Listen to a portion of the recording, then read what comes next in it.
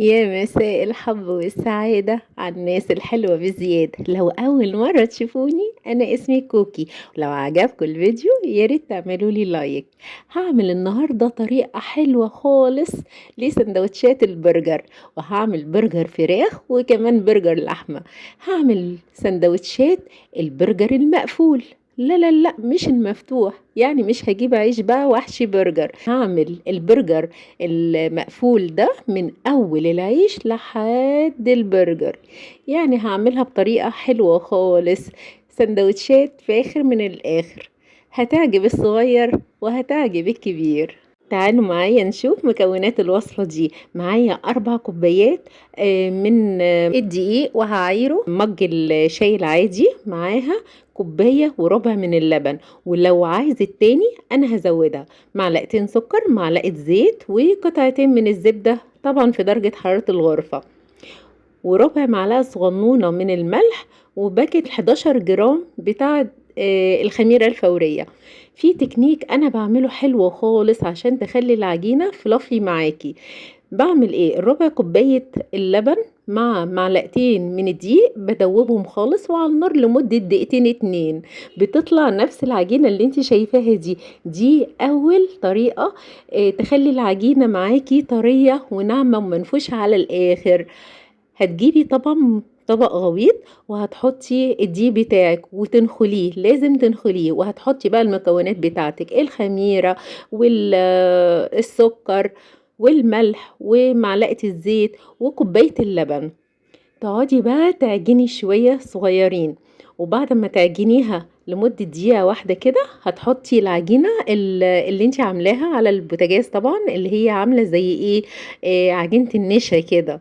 وتقعدي بقى تعجني لمدة 5 دقايق. بس بصراحة وانا بعجن بصيت لقيت الدقيق بتاعي محتاج سوائل تانية، فحطيت نص كوباية لبن. يعني ال4 كوبايات الدقيق عندي احتاجوا كوبايتين الا ربع من اللبن. طبعا بيختلف من نوع دقيق للتاني، فانتي وانتي بتعجنيها هتشوفيها تحت ايديكي محتاجة سوائل ولا مش محتاجة، ولو ما عندكيش لبن ممكن تستخدمي مية. وبعدين حطيت قطعتين الزبدة، برضو هتقعدي تعجني لمدة 10 دقايق. انا عايزة العجينة بتاعتي تبقى ناعمة خالص. وتاني حاجة انا بعملها في العجينة قبل ما اخلص خالص طريقة العجن، بحط بياض بيضة، مش البيضة كلها، بياض البيضة بس. دي بتخلي العجينة طرية طراوة وفلافي وحلوة معاكي. طبعا الصفار انا ركنته على جنب علشان انا هحطه على وش العيش علشان يطلع اللون الذهبي الجميل. بس زي ما انتي شايفة كده عجينة ناعمة وفي نفس الوقت طرية وبتلزق في الايد شوية. انا غطيتها وهسيبها تتخمر لمدة نص ساعة، وهروح اعمل البرجر بتاعي. معايا نص كيلو لحمة مفرومة، ومعايا صدر فرخة. هاخد اللحمة المفرومة وهحط عليها نص معلقة من الفلفل الاسود، ربع معلقة من الملح، ومعلقتين كبار من بهارات البرجر، وهسمخها مع بعض. بس مش هعجنها، انا عايزاها سماش برجر، بيبقى مش عجينة متكاملة، يا دوبك اتوه الملح والفلفل بس. وهجيب الكبة بتاعتي واحط عليها جواها طبعا يعني قطع الفراخ، وهحط برضو نفس الطريقة نص معلقة فلفل اسود وربع معلقة ملح ومعلقتين من بهارات البرجر، وحطيت عليهم حاجة من عندي يعني فلفلة حمراء، وضربتها طبعا في الكبة لحد ما هي ما نعمتش، تبقى نص ناعمة. وبعد ما خلصت الكمية كلها بقى معايا البرجر الفراخ وبرجر اللحمة.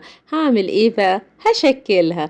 هجيب طبق كده يكون ليه تجويف او غويط شوية وما يكونش كبير قوي، انا عايزة القطعة البرجر بتاعتي متوسطة، وهحط كيس التلاجة جواها، واحط قطعة حلوة من برجر اللحمة، واحاول بقى اللي انا اشكلها زي شكل البرجر بتاع بره. انت ممكن على فكرة تشكليها بايديك براحتك، انت وراحتك في الحتة دي.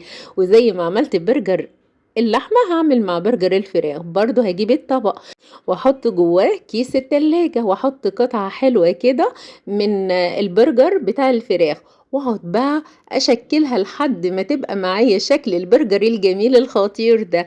عملت معايا كمية محترمة. عملت ايه؟ 4 برجر فراخ و5 برجر لحمة. يعني ما شاء الله هعمل ايه؟ وليمة بسم الله ما شاء الله. واروح جري على النار علشان اسويه. هو ما بيحتاجش سوى حوالي 10 دقايق لان هو بيكمل سواه جوه العيش بتاع البرجر. هتحطي طبعا قطعة من الزبدة أو السمنة براحتك، وبعد ما تسيح تسمي الله وتحطي قطع البرجر بتاعتك. 5 دقايق في كل جهة، ما تكتريش. وزي ما انت شايفة قعدت في الجهة الأولانية 5 دقايق، وقلبتها للجهة التانية برضه هتقعد 5 دقايق، وتشيليها على طول. وهتلاقي ما شاء الله الريحة جنان طالعة عليا خرافة. انت على فكرة ممكن اللي انت تعمليها سندوتشات عادية، بس انا بعمل الحركة دي في دايما البرجر المقفول، انا بحبه يعني بيبقى احسن من سندوتشات العيش بالبرجر.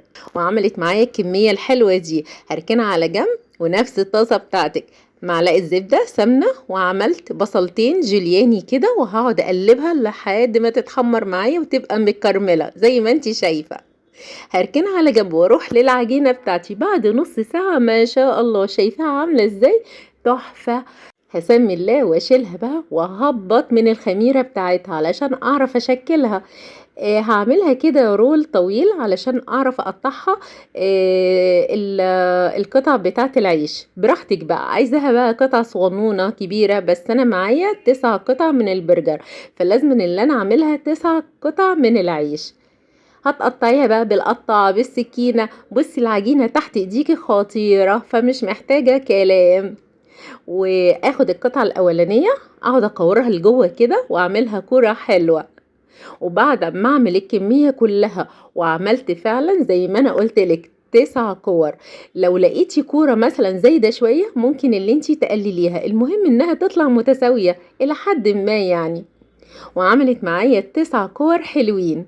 بعد ما خلصت الكور هسمي الله واخد الكرة الاولانية هحطها كده وافردها شوية حلوين، وهجيب طبق كده ليه تجويف او غويط، او حتى لو هتعمليه بايديكي على ايديكي براحتك يعني، بس انا بصراحة بفضل الطبق علشان احشي براحتي.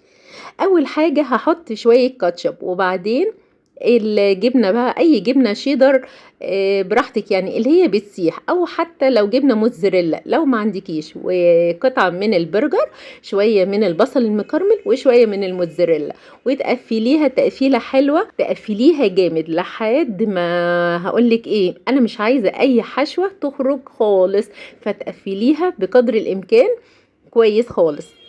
وتقلبيها بقى من الطبق، وهيطلع ايه؟ سندوتش برجر عسل. هتحطيها في صينية طبعا مدهونة بسمنة بزبدة بزيت اي مادة دهنية عندك. وزي ما عملت السندوتش الاولاني هعمل السندوتش التاني. هفرد قطعة من العجين على قد السندوتش بتاع البرجر، واحط بقى شوية من الكاتشب، واحط بعدها القطعة الشيدر اللي ايه الجبنة السايحة يعني، وبعدها قطعة من البرجر الفراخ، وشوية بقى بصل مكرمل، وشوية موتزاريلا، وتقفلي بقى وايه وعيشي. بسم الله ما شاء الله حاجات في منتهى الجمال. فعلا الحاجات دي بتتعمل بكل حب وسعادة، عشان كده طالعة حاجات فاخر من الاخر، وحاجات اقتصادية يعني. شوفي بتكلفك قد ايه سندوتشات البرجر من بره، يعني هتعملي حاجة اقتصادية وفي نفس الوقت طعم جنان. وعارفة صفار البيضة حطيت بس ايه ريحة صغننة من الفانيليا، وحطيتها دلوقتي على وش سندوتشات البرجر عشان تعمل الوش الذهبي الجميل. شوية سمسم، شوية حبة بركة، وجري بينا على الفرن. طبعا انتي تكوني مسخناها قبلها ب10 دقايق، وتحطيها في الرف الوسطاني لمدة 35 دقيقة، حوالي 35 دقيقة 40 دقيقة في الرف الوسطاني، وما تولعيش عليها الشوايه. هي كده كده بتعمل اللون الجميل وبتستوي بتبقى خطيرة. وبسم الله ما شاء الله طالعة حاجات في منتهى الجمال. ولو عايزة اللي انت تخليها طرية، انت ممكن تغطيها لمدة 5 دقايق، بتطلع معاكي سندوتشات برجر محترمة خطيرة. بسم الله ما شاء الله. بألف هنا وصحتين. ويجي اللحظة الحاسمة اللي انا بقى ادوق واستطعم شوية بقى مع الكاتشب الجميل الخطير، وحاجات ايه فاخر من الاخر، ولا العجينة فلافي وخطيرة، حاجات كده جوسي. استنوني مع طبخة جديدة واكلة جديدة من مطبخ كوكي. مستنية اللايك الجميل اللي بيسعدني والتعليقاتكم اللي بتفرح. بحبكم في الله.